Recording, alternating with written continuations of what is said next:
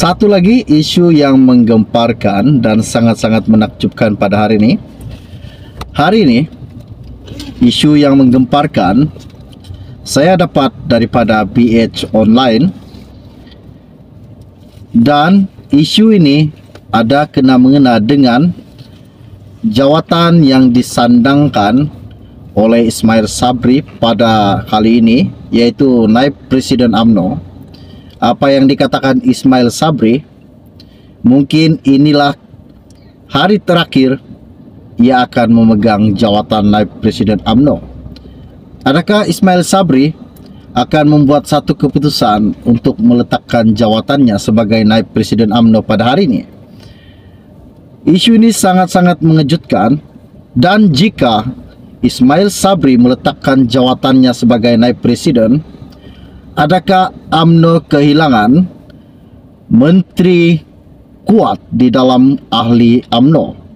Adakah Zahid Hamidi bakal berhadapan dengan masalah krisis undian jika Ismail Sabri meletakkan jawatannya sebagai Naib Presiden? Isu ini sangat menggemparkan buat 200 juta penyokong-penyokong UMNO. Oke, baiklah, sebelum saya meneruskan isu yang tergempar dan yang terhangat pada hari ini, mohon kiranya bantu saya, tolong tekan butang subscribe dan tolong sharekan video ini. War-warkan video ini, kita hebohkan video ini. Terima kasih semua. Hari ini isu yang menggemparkan saya dapat daripada BH Online. Katanya, Datuk Seri Ismail Sabri Yaakob menggesahkan belum memutuskan sama ada beliau akan mempertahankan kedudukannya sebagai Naib Presiden UMNO dalam pemilihan parti yang akan datang ini. Ahli Parlimen Berak itu juga berkata, ketika ini beliau masih mempertimbangkan perkara tersebut, malah mengakui pilihan yang akan dibuatnya kelak akan menentukan pasukan mana yang akan menjadi pilihannya. Katanya Ismail, saya belum ambil sebarang keputusan untuk mempertahankan jawatan atau sebaliknya, saya masih mempertimbangkan perkara ini. Jadi sama ada saya akan ada pasukan atau tiada bergantung kepada keputusan itu, bertanding pertahanan jawatan atau sebaliknya, kata Ismail.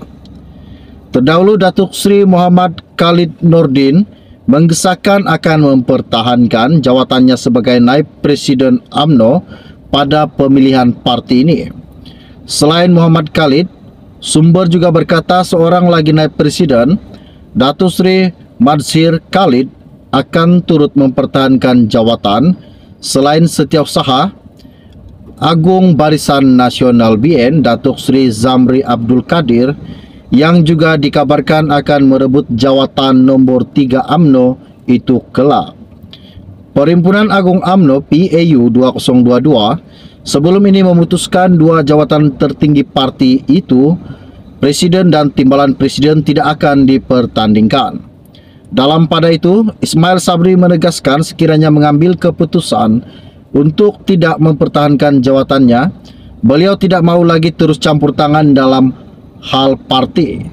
Adakah ini satu keputusan yang dilakukan Ismail Sabri berkenaan dengan peletakan jawatannya dan tidak akan masuk campur lagi dengan hal politik? Katanya, setakat ini saya hormat keputusan PAU 2022 kecuali Jabatan Pendaftaran Pertubuhan ROS buat keputusan sebaliknya. Katanya, kalau ROS buat keputusan lain, kita akan putuskan bila masanya tiba, katanya. Ismail Sabri menegaskan sebelum PAU 2022 beliau tidak menyebut sepatah perkataan pun atau menunjukkan minat untuk bertanding jawatan presiden atau timbalan presiden. Mengulas kenyataan, Datuk Seri Ahmad Maslan mengenai keputusan PAU 2022 tidak melanggar sebarang perlembagaannya atau peraturan mesyuarat, kata Setiausaha Agung UMNO, tidak boleh membuat kenyataan sedemikian, katanya. Katanya lagi, jangan mengambil alih bidang kuasa ROS kerana jabatan itu baru saja menjawab surat dua pihak yang mengadu perkara ini. Saya difahamkan ROS sudah menjawab aduan dua pengadu itu, yang mereka sudah menerima aduan itu dan ROS sedang menyiasat. Jadi Ahmad Maslan tidak boleh kata begitu, katanya. Biarkan dulu ROS membuat satu siasatan berkenaan dengan dua jawatan tertinggi UMNO yang tidak dipertandingkan. Ini satu isu yang menggemparkan, dan seperti mana juga yang saya telah kongsikan di dalam channel saya ini, bahwa ada beberapa menteri yang telah digantungkan daripada ahli UMNO selama 6 tahun dan diberhentikan, dipecat daripada ahli UMNO. Ini satu isu yang sangat-sangat menakjubkan dan sangat-sangat menggemparkan pada hari ini. Dan apa yang dikatakan Ismail Sabri pada hari ini, bahwa adakah ini satu keputusan yang dilakukannya, ia akan meninggalkan dunia politik, ataupun di sebaliknya, seperti Anwar Musa yang terkini yang telah dipecat daripada UMNO dan kini sedang menubuhkan satu pasukannya yang dipanggil MN. Inilah satu-satu isu yang menggemparkan buat penyokong-penyokong UMNO, buat seluruh rakyat Malaysia pada hari ini. Oke, baiklah, sebelum Anda meninggalkan channel saya ini, jangan lupa bantu saya, tolong tekan butang subscribe, dan bantu juga tolong sharekan video ini kepada rakan dan keluarga Anda. Kita akan berjumpa lagi. Salam jumpa dan salam kenal. Bye-bye. Mengulas kenyataan Datuk Seri Ahmad Maslan mengenai keputusan PAU 2022 tidak melanggar sebarang perlembagaannya atau peraturan mesyuarat, kata Setiausaha Agung UMNO, tidak boleh membuat kenyataan sedemikian, katanya. Katanya lagi, jangan mengambil alih bidang kuasa ROS kerana jabatan itu baru saja menjawab surat dua pihak yang mengadu perkara ini. Saya difahamkan ROS sudah menjawab aduan dua pengadu itu, yang mereka sudah menerima aduan itu dan ROS sedang menyiasat. Jadi Ahmad Maslan tidak boleh kata begitu, katanya. Biarkan dulu ROS membuat satu siasatan berkenaan dengan dua jawatan tertinggi UMNO yang tidak dipertandingkan.